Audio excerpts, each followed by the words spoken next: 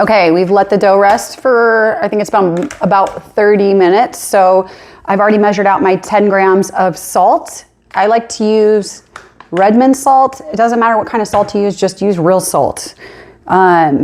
Anyway, so I'm going to put my salt in here, and then we're gonna get ready and do our first set of stretch and folds. So I'm going to wet my hands, and then I'm just going to work around the dough, stretch it out, and pull it to the middle. This is called stretch and fold. So we're stretching it out, putting it over top, turning in a circle, stretching. And as we're doing this, we're working in that salt. So we're just gonna go around probably like twice, do some stretch and folds. You can see it's kind of building into a little bit of a ball. And I can tell it's the dough's starting to get a little bit like stiffer and harder to work with. So I'm probably gonna do one more stretch here. And then I am just going to let this cover this up, and then I'm going to let it sit for another 30 minutes, and we'll go in with our second set of stretch and folds. Okay, it's been about 45 minutes, so we are going to do another set of stretch and folds. This one we're going to do what we call coil folds. Coil folds are when you're going to come under like this. We're going to let this dough stretch out and put it down. We're going to do another one this way. And what this is doing is just helping build up the gluten in this dough.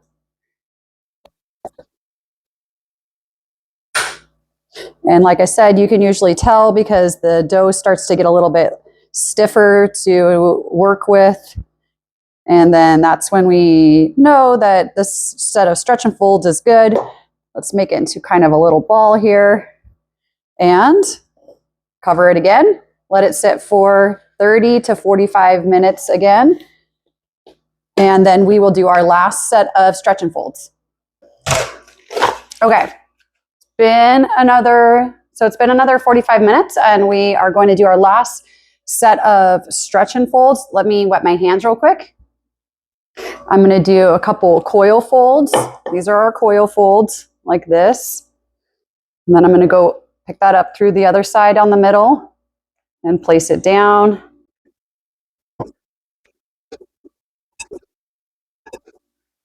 All right. And like I said, you can kind of feel that's kind of getting a little bit harder. The dough's getting a little bit harder to work with. So now we're ready for our bulk fermentation. So how I prefer to do my bulk fermentation is I like to take this little 2-ounce cup, and any of my local friends, I have a bunch of these, so ask me for one.